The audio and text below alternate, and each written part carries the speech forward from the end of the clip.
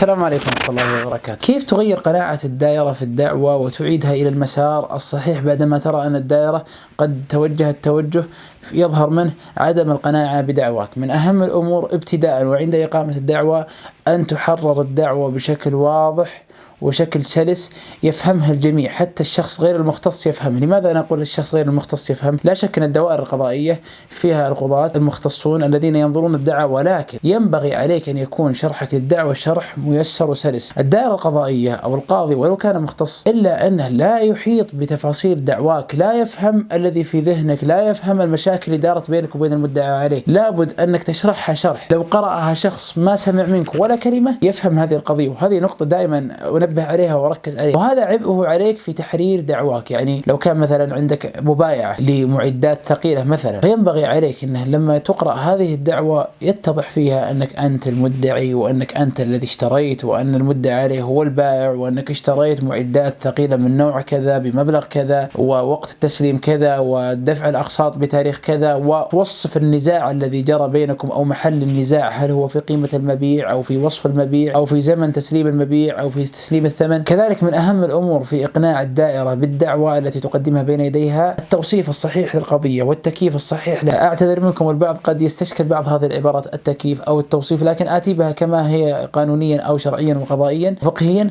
ثم أوصفها بالتوصيف السلس الذي يفهمه الجميع. المراد بالتوصيف والتكييف أن كل عقد له توصيف فقهي أو توصيف قضائي، وكذلك الطلبات كل طلب له توصيف قضائي. لابد أنك توصف هذا العقد بشكل صحيح حتى يفهم من الدائرة القضائية. يعني تتقدم بدعوة، أنا سويت مع فلان وجيت واتفقنا أنا ويا فلان بكذا وكذا وكذا على أنه يفعل كذا وكذا وكذا. الدائرة القضائية لما تقرأ الدعوة قد تفهم التكييف لهذا العقد، لكن كذلك قد لا تفهم أو تحمل العقد تحميلا آخر أو تفهمه فهما آخر، فعليك أنك تكيفها تكييفا فقهيا واضحا. مثلا تقول بيني وبين هذا عقد إجارة، عقد جعالة بيني وبين الشراكة، تذكر نوع الشراكة، هل هي شراكة مضاربة أو شراكة وجوه؟ يعني باختصار أو بالمعنى البسيط، هل الشراكة أنك أعطيتها المبلغ المالي على أنه يتكفل لك بالعمل، أو أنكم متفقون على أن منك العمل ومنها العمل ومنك المبلغ ومنها المبلغ؟ هذه الأمور مهمة حتى يتم فهم القضية بالشكل الصحيح، لأنه ينبني عليها تفاصيل قضائية أخرى. فلما تكون الشركة مثلا شركة مضاربة غير لما تكون الشركة شركة وجوه، غير لما تكون الشركة شركة عنان، غير لما تكون الشركة شركة محاصة. هذه التفاصيل كلها تفاصيل مهمة ينبغي تصورها وتكييفها تكييفا صحيحا قبل البت والدخول في الدعوة. حتى لو كنت لا تفهم هذه الأمور لابد أنك ترجع إلى الخبير حتى يكيف لك إياها التكييف الصحيح. كذلك في الطلبات، أحيانا تأتي بالطلب ولا تكيف الطلب بين يدي الدائرة بشكل صحيح. ما معنى لا تكيف الطلب؟ مثلا تأتي وتطلب الأضرار، ما الرابط بين الأضرار وبين طلب الأجرة؟ لابد أنك تذكر أن هذه الأضرار ترتبت من هذا المؤجر في عقد الأجرة الكائن بين يدي الدائرة والذي جرت المطالبة به في هذه الدعوة كذا كذا كذا إلى آخره. كذلك أحيانا تطلب أرباح، ما الرابط بين الأرباح وبين هذه الدعوة الماثلة بين يدي الدائرة مثلا في المحكمة التجارية؟ مع أني أنبه أنه بعض الطلبات ينبغي بل قد يجب أنك تقيمها في دعوة مستقلة. على كل حال لابد في كل دعوة أو في كل طلب أنها توصف توصيف واضح حتى يفهم هذا الطلب أو هذه الدعوة ويتم البت فيها والنظر فيها على المسار الصحيح. وهذه من أهم الأسباب قناعة الدائرة بدعواك أو بطلبك بين يديها. كذلك أذكر مثلا من الأمثلة، الكثير يجي يقول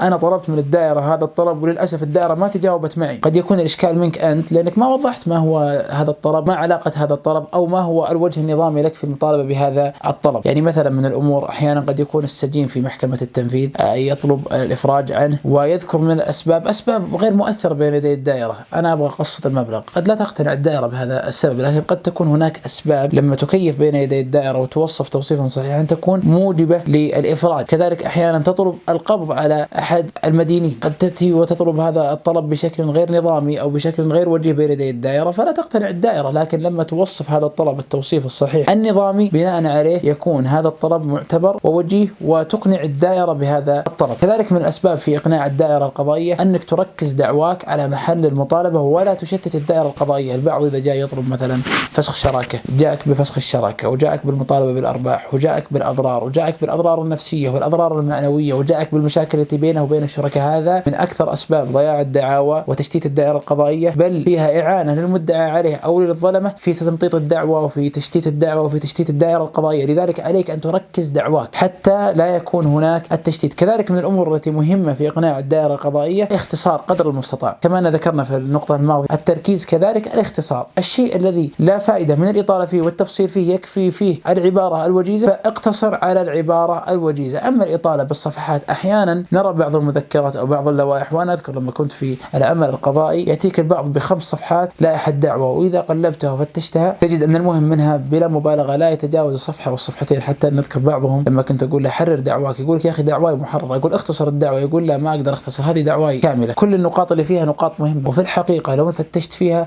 تجد أنها نقاط غير مهمة تماما، إما كلام إنشائي وإما كلام مكرر وإما نقطة يذكرها أولا بأسلوب ثم يذكرها رابعا بأسلوب آخر ويقدم كلام ويؤخر سطر، وهذا ما ينبغي، وهذا من أكثر أسباب تشتيت الدائرة القضائية، بل قد يكون هذا من أكثر أسباب عدم قناعة الدائرة بما تدعيه، لأن الشخص إذا بدأ يطيل وبدأ يقلب في الكلام ويعيد ويبدل كأنه ليس عنده بينة، وهذه من أكثر الأسباب التي أشير إليها وأنبه عليه. كذلك من الأسباب المهمة في إقناع الدائرة القضائية تركيزك على البينات والأدلة التي بين يديك، وهذه من أهم النقاط. لا تركز على الدعوة ولو أن الدعوة مهمة أنك توضحها وتوصفها مثل ما ذكرنا سابقا، لكن كذلك عندك نقاط مهمة وهي الأدلة والبينات، ركز على الأدلة. كذلك من الأمور المهمة في الأدلة أنك تركز على محل الاستدلال والشاهد منها. يعني تجي تقول عندي شهادة شهود شهدوا وتذكر كلام عام، هذا ما يصلح، لابد أنك تذكر شهادة شهود تضمنت كذا وكذا وكذا. تقول عندي عقود مبايعة أو مثلا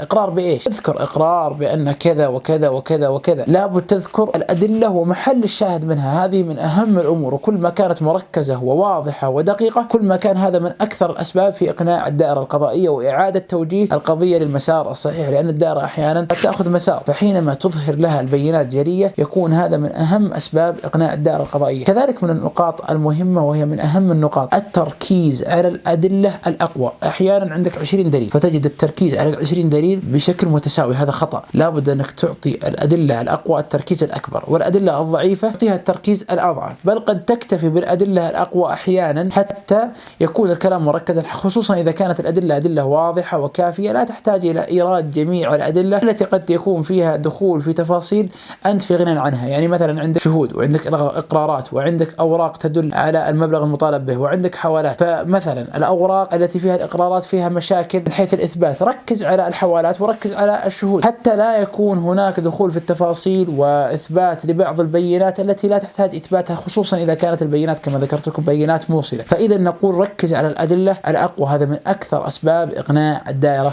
القضائية. وفقني الله وإياكم، والسلام عليكم ورحمة الله وبركاته.